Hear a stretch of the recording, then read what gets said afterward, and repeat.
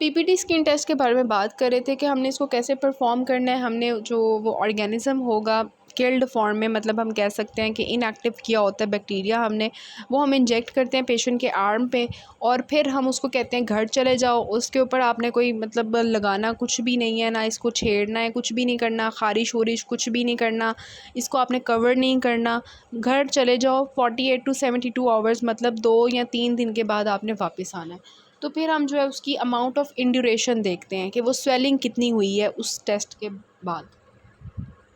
Positive result क्या है? Result is positive if induration is greater or equal to 15 millimetre in patients with no risk factors.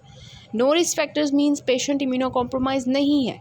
Patient immunocompromise नहीं होगा तब जब हम उसको ऑब्वियसली बाहर से ऑर्गेनिज्म देंगे तो उसकी बॉडी उसके अगेंस्ट एक्टिवेट हो जाएगी, उसको पहचान जाएगी कि ये जो टीबी का ऑर्गेनिज़म है, मैं जानता हूँ इसको पहले से है, तो वो आके जो है इन ड्यूरेशन स्वेलिंग बॉडी में जो है वो हो जाएगी बिकॉज ऑफ दीज के बॉडी रिस्पॉन्स शो कर रही है। तो ऑब्वियसली उन लोगों के अंदर रिस्पॉन्स होगा ना जिनके पास ज़्यादा रिस्पॉन्स होगा, 15 से बड़ा रिस्पॉन्स होगा, जिनके अंदर इम्यूनिटी अच्छी है, जिनके अंदर रिस्क फैक्टर्स नहीं है, जिनके अंदर HIV नहीं है, जिनके अंदर जो डायबिटिक्स नहीं है, जो स्टेरॉइड्स नहीं ले रहे, उनकी इम्यूनिटी अच्छी है, तो उनके अंदर 15 से ज़्यादा होगा ना, ये 15 की ड्यूरेशन होगी।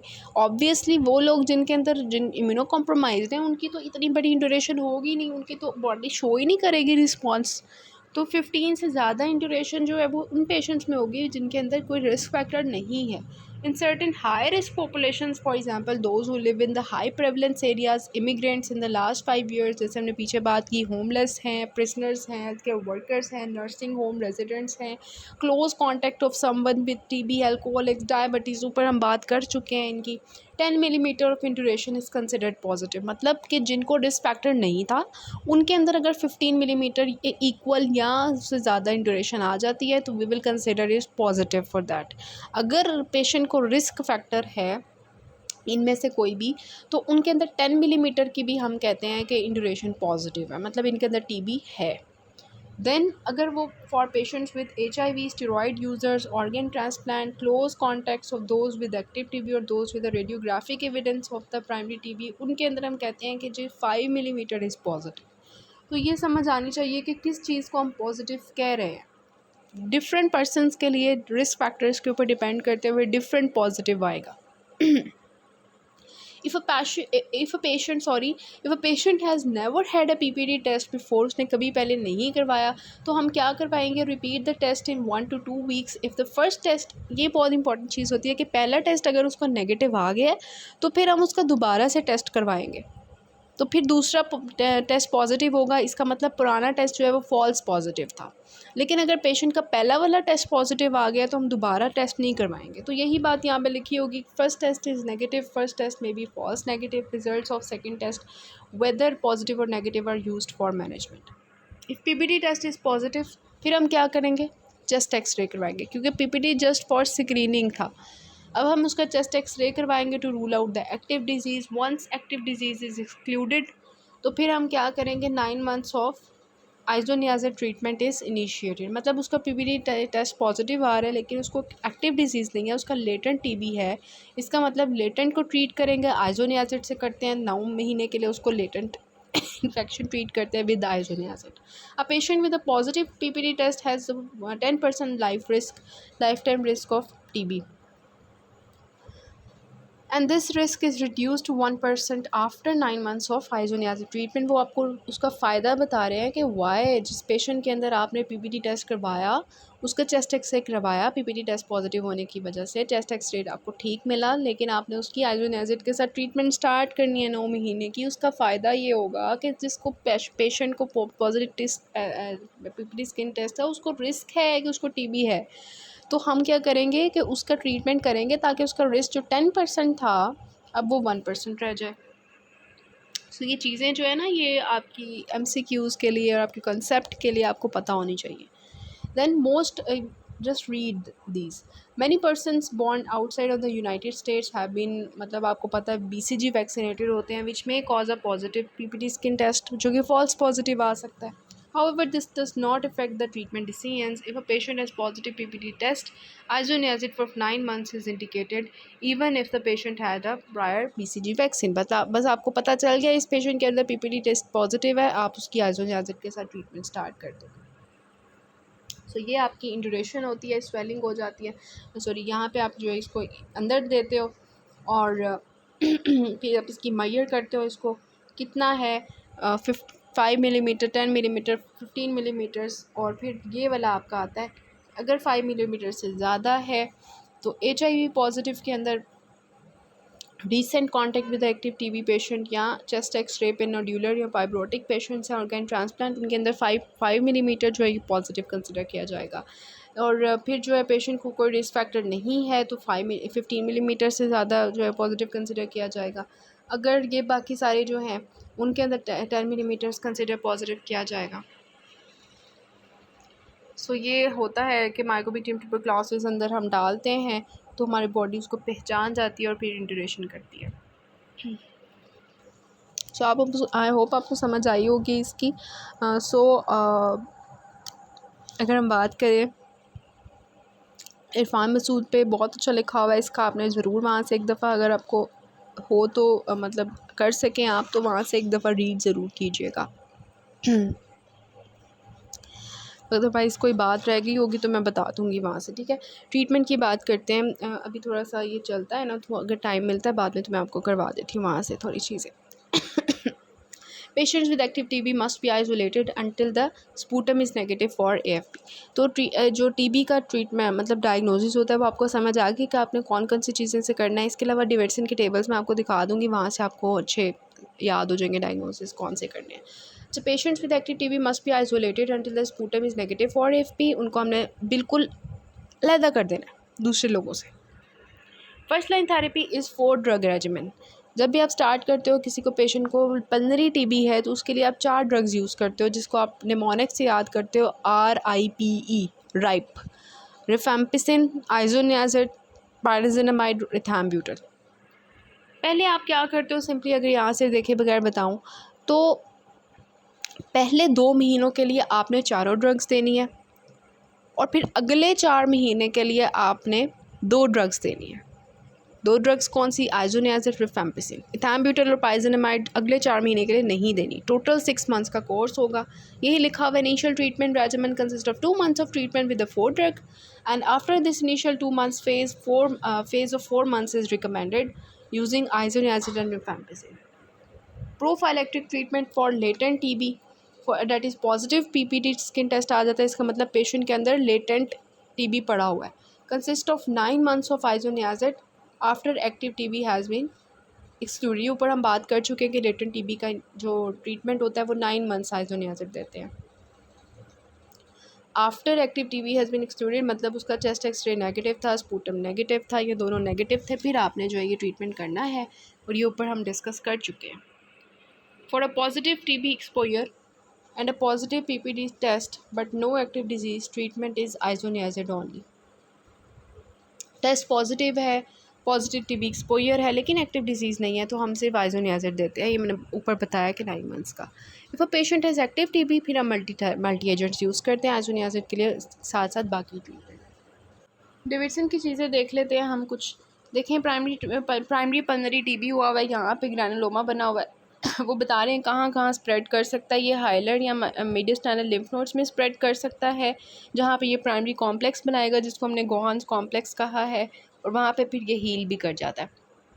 दूसरा क्या होता है कि ये डायरेक्टली एक्सटेंड करता है फ्रॉम द प्राइमरी फोकस और प्रोग्रेसिव पल्मोनरी TB कॉज कर सकता है लाइक दिस। यहाँ पे बताया हुआ है कि प्रोग्रेसिव प्राइमरी TB हो सकता है।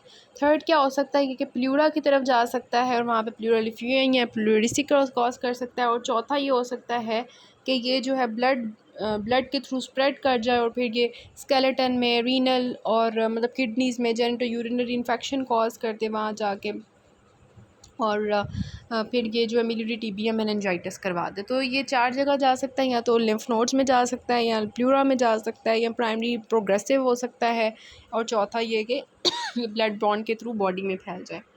Factors increasing the risk of TB जैसे हमने बात की, पेशेंट रिलेटेड क्या है, एज है, बच्चों में ज़्यादा है, फिर यंग अडल्ट, फिर एल्डरली में ज़्यादा है। बच्चों में और एल्डरली में इम्यूनो कॉम्प्रोमाइज स्टेट होती है, इस वजह से उनमें ज़्यादा होता है। First generation immigrants from the highly prevalence countries, close contacts, then overcrowding like prisoners and homeless people, chest x-ray evidence of the self heal TB and primary infection जो है वो लेस दैन 1 ईयर में हुआ है। Smoking cigarettes and cannabis etc. associated diseases like HIV है, malignancy है like lymphoma, leukemia, diabetes, chronic kidney disease, silicosis, GIT diseases with malnutrition like gastrectomy and cancer of pancreas and malabsorption and deficiencies of vitamins and recent measles in children. So these are the risk factors for the TB जो कि हमने discuss किए हैं, Davidson से भी हमने देख लिया। Natural history of untreated TB कहते हैं कि primary complex positive tuberculin skin test, time for infection 3 to 8 weeks. Then agar we have the meningeal malaria and pleural disease तो 3 to 6 months। तो इतने जो है वो मतलब ये ड्यूरेशन होती है कि ये चीज़ें हो गई हैं। GIT bone joint lymph node involvement मतलब 3 साल हो चुके हैं। रीनल ट्रैक डिजीज़ मतलब अराउंड 8 years और post primary disease due to reactivation और ये reinfection from 3 years onwards. Read करना है।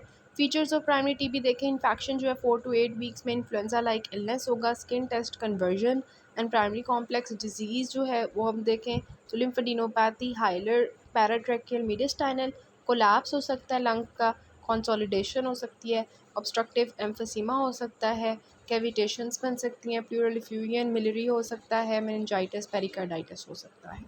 हाइपर सेंसिटिविटी में एसोसिएटेड क्या है फीचर्स, एरिथमा नोडोजम और टेनुलर कंजक्टिवाइटिस और डेक्टिलाइटिस। चेस्ट एक्सरे में बताया हुआ है कि DDs of TB and chest x-ray देखें कि कंसोलिडेशन कोलैप्स। डीडीज क्या है मतलब कंसोलिडेशन हुई हुई है या कोलैप्स हुआ है लंग का। तो हमने निमोनिया का देखा था ना, उसमें कंसोलिडेशन हमें मिल रही थी, तो ये हमारा डीडी बन सकता है। और ब्रोंकियल कार्सिनोमा के अंदर भी कंसोलिडेशन हो सकती है, पल्मोनरी इंफार्क्ट के अंदर भी। कैविटेशंस की बात करें तो कैविटेशंस जो हैं उसमें भी we have the lung abscess, pneumonia, lung cancer, pulmonary infarct और वैगनर ग्रेनुलोमाटोसिस, प्रोग्रेसिव माइसोफाइब्रोमा। मतलब वो कह रहे हैं कि अगर आपको लंग्स की चेस्ट एक्सरे के अंदर कैविटेशन मिल रही है तो आपने सोचना नहीं है कि ये टीबी है, आपने ये चीज़ें सारी डिजीज़ सोचनी है। अगर आपको मिलियरी डिफ्यूज शेडोइंग मिल रही है तो आपने सोचना है कि इसको टीबी हो सकता है, इसको सार्कोइडोसिस मैलिग्नेंसी हो सकती है, इसको न्यूमोकोनियोसिस हो सकता है या कोई इन्फेक्शन हो सकता है, हिस्टोप्लाज्मोसिस। अगर आपको प्लूरल एफ्यूजन मिल रही है तो आपने सोचना है कि इसको बैक्टीरियल निमोनिया है, पल्मोनरी इन्फेक्शन अगेन, कार्सिनोमा है या कनेक्टिव टिश्यू डिसऑर्डर है। Clinical presentations of pulmonary TB देख लें, chronic cough often with haemoptysis, pyrexia of unknown origin, unresolved pneumonia, exudative pleural effusion. Asymptomatic होगा तो diagnosis on the chest X-ray, weight loss, spontaneous pneumothorax. Complications of chronic TB क्या हो सकती हैं pulmonary में, massive haemoptysis, cor pulmonale fibrosis, atypical mycobacterial infection, lung pleural calcification, अस्परगिलोमा, obstructive airway disease, bronchiectasis develop हो सकता है like we discussed in the bronchiectasis, उसके cause में ब्रोंकोप्लूरल फिस्टुला बन सकता है। नॉन पल्मोनरी में क्या है, एम्पाइमा हो सकता है, laryngitis, enteritis, anorectal disease, amyloidosis, Poncet's, polyarthritis. Just इनको रीड करें डेविडसन के टेबल्स को और गो थ्रू करें। देखें अब ये बहुत अच्छी पिक्चर है कि टीबी की एक्स्ट्रा पल्मोनरी मैनिफेस्टेशंस। सर में देखें क्या हो रहा है, हेडेक, वॉमिटिंग, सीजर्स, डिलीरियम के साथ पेशेंट आ सकता है। अगर उसने और इसके साथ साथ लिम्फोसिटिक मेनिंजाइटिस, हाइड्रोसिफिलिस के साथ आ सकता है, स्पेस ऑक्यूपाइंग लीन बन सकती है, ट्यूबरकुलोमा। अगर हम बात करें क्रेनियल नर्व्स की तो उनकी पाल्सी हो सकती है, लिम्फ नोड्स की इन्वॉल्वमेंट हो जाए तो उनकी इन्लार्जमेंट हो सकती है, pericardial effusion, constrictive pericarditis. Then अगर बात करें कि ये जो है इन्वॉल्व करे बैकबोन को तो क्रोनिक बैक पेन के साथ पेशेंट आ सकता है, काइफोसिस के साथ, कॉर्ड कंप्रेशन के साथ। अगर ये जो है वो इन्वॉल्व करे जीआईटी के तो exudative ascites, mesenteric adenitis, intestinal obstruction. Abdominal mass बन सकता है, यहाँ पर करके बनेगा, देखें इलियक रीजन में, राइट इलियक रीजन में, रिमेंबर दिस। और ये जो इलियोसिकल रीजन होता है ना जहाँ पे क्रॉन्स डिजीज़ भी होती है, यहाँ पे इसके साथ साथ ये सॉस एब्सेस भी बनाती है, और ये जो सॉस एब्सेस होती है सॉस मसल के पास, this is actually cold abscess without any signs of inflammation, क्योंकि ये एक्यूट इन्फ्लेमेशन नहीं होती टीबी की, क्रॉनिक होती है ना, तो क्रॉनिक चलती है, इस वजह से वो जो एक्यूट साइंस इन्फ्लेमेशन के आते हैं, रेडनेस, स्वेलिंग तो नहीं कह सकते, रेडनेस, हॉट होगा एरिया, वार्म होगा, वो सब कुछ, वो पेन होगा, वो नहीं होगा यहाँ पे, ये कोल्ड एब्सेस होती है जिसमें एक्यूट इन्फ्लेमेटरी साइंस नहीं आते। देन ये आपने याद रखनी है चीज़। देन अगर ये यूरिनरी सिस्टम को इन्वॉल्व कर लेती है तो हीमेचूरिया, इनफर्टिलिटी इन वुमेन, एपिडिडिमाइटिस। अगर ये मतलब जेनिटल ट्रैक्ट, अगर ये जॉइंट्स को इन्वॉल्व करती है, monoarthritis, anorectal ulceration. General observation में आपने क्या क्या चेक करना है? Weight loss, fever, night sweats. ये जो है टीबी का चेस्ट एक्सरे है, bilateral upper lobe, air space shadowing with cavitations. Diagnosis of TB, ये मैं आपको दिखाना चाह रही थी कि अगर आपके पास आता है कि इन्वेस्टिगेशन जैसे अब आप SCQ भी आपने अटैम्प्ट करना है, तो उसके लिए आप कौन सी किस तरह से लिखोगे? Specifications required pulmonary, extra pulmonary. Pulmonary के लिए आप क्या करोगे? स्पूटम ले लोगे, देन ब्रोंकोस्कोपी कर लोगे, ब्रोंकोस्कोपी। इसके अलावा BAL, this is actually broncho alveolar lavage, उसमें आप एल्व्यूलर लेवाज करते हो, अंदर से सिक्रीशंस लेते हो और उसका टेस्ट करते हो। इसके अलावा गैस्ट्रिक वॉशिंग ले सकते हो, मेनली यूज़ फॉर चिल्ड्रन। सो ये पल्मनरी स्पेसिमेंस हो गए। एक्स्ट्रा पल्मनरी स्पेसिमेंस कैसे लोगे? लाइक सारी CSF की एग्जामिनेशन कर लोगे, एसाइटिक फ्लूइड की कर लोगे, प्लूरल इफ्यूजन की कर लोगे, पेरिकार्डियल इफ्यूजन की, जॉइंट एस्पिरेशन कर लोगे, उसका मतलब सारे ले लोगे सैम्पल्स। टिश्यू बायोप्सी कर लोगे, बोन मैरो लिवर, अगर उसकी जो है वो टिश्यू बायोप्सी मतलब उसमें चला गया, बोन मैरो में गया, लिवर में गया, तो उसकी बायोप्सी ले लोगे। ये सारे होते हैं स्पेसिमेंस। स्पेसिमेंस के बाद आपने डायग्नोस्टिक टेस्ट परफॉर्म करने होते हैं, जिसमें हमने देख लिया ट्यूबरकुलिन स्किन टेस्ट होता है, और जो है इसके अलावा स्टेन है, जी लेहेल्सन स्टेन है, ऑरामिन फ्लोरेसेंस स्टेन है, और an nucleic acid amplification test है।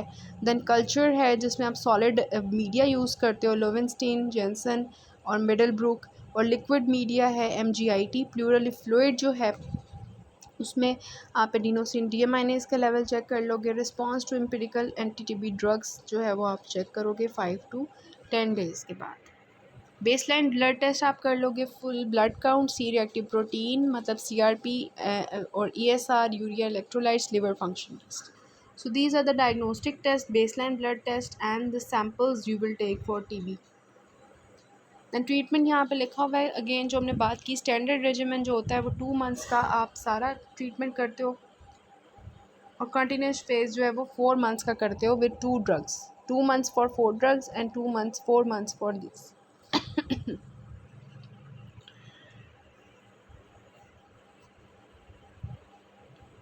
ये एडवर्स रिएक्शंस हैं आइसोनियाज़िड की वजह से, peripheral neuropathy, hepatitis rash. Hepatitis सारे करवाते हैं, लेकिन जो आपने याद रखना है पायराजेनामाइड और आइसोनियाज़िड, ये दोनों जो है ना सबसे ज़्यादा जो है ना हेपेटाइटिस में इन्वॉल्व होते हैं।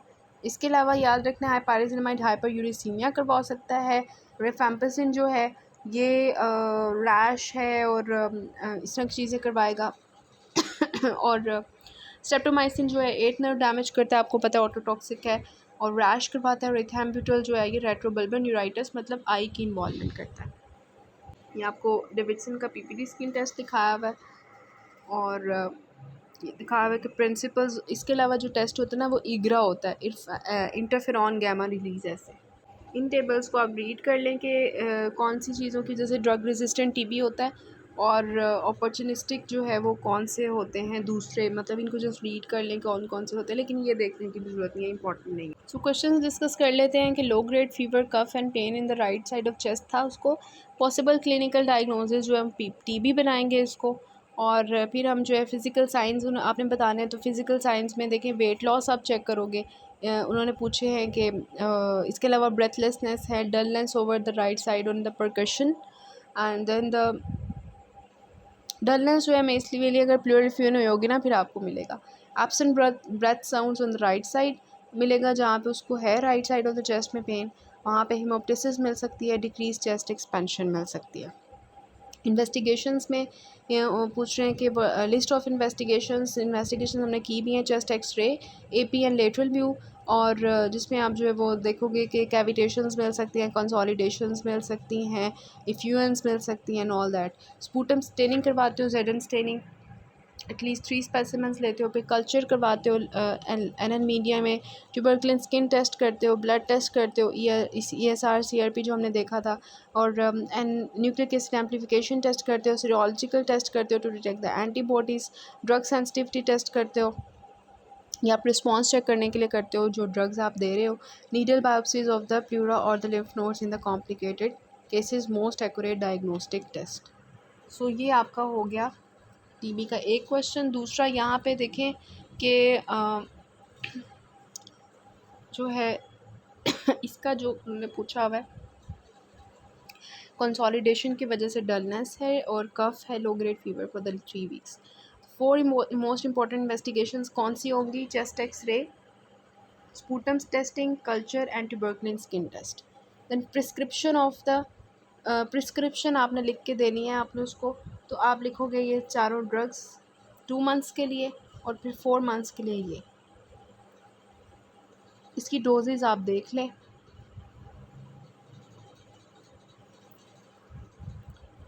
देन इसमें भी इन्होंने 5 मोस्ट इंपॉर्टेंट इन्वेस्टिगेशंस पूछी हुई हैं, वो आपने बता देनी है। देन प्रिस्क्रिप्शन आपने लिख के देनी है यंग बॉय को। अच्छा, इसमें ना 2 चीज़ें आएंगी, ये वो डीडी है, हमने निमोनिया के साथ भी डिस्कस किया, निमोनिया की दरअसल ये 2 डीडीज़ आपने लिखने थे, तो इसमें आप निमोनिया और टीबी लिखोगे, फिर आप इसकी प्रिस्क्रिप्शन लिख के दोगे जिसमें आप इसको ये प्रिस्क्राइब करोगे। अगर टीबी होगा तो उसकी भी आप प्रिस्क्रिप्शन लिखोगे उसी तरह। देन इसमें भी आपको जो है डिफरेंशियल्स पूछे हुए ऊपर वाले में, इसको रीड कर, और ये कुछ चीज़ें हैं कैप्लान की, इनको देख लें आप। ये चेस्ट एक्सरे दिखाया हुआ है। तो जब आपने ये चीज़ें आपको एक्स्ट्रा पल्मोनरी मैनिफेस्टेशंस मिले ना, तो आप उसको 6 मंथ से ज़्यादा का ट्रीटमेंट देते हो, अदरवाइज़ आप जो है वो स्टैंडर्ड रेजिमेंट जो है वो 6 मंथ्स का होता है।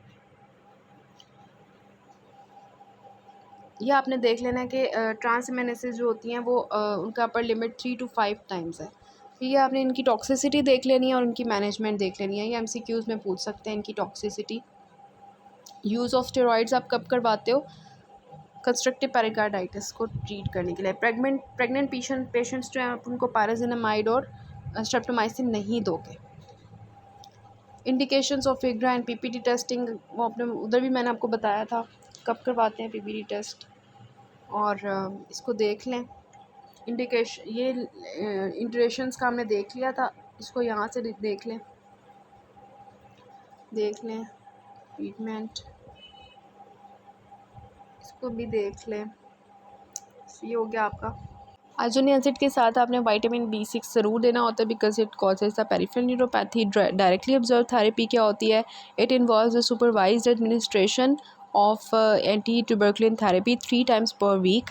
It aims to improve the adherence, which is a major factor in the prolonged illness, risk of relapse and emergence of drug resistance. Test for extrapulmonary TB, fluid examination, CSF, ascitic pleural joint हमने discuss किया था, tissue biopsy, bone marrow biopsy, liver biopsy. जिन्होंने Davidson से read करना है वो अगर Davidson पढ़ते हैं उनके लिए मैं ये लाइंस हाईलाइटेड शेयर कर रही हूँ, इनको देख लें।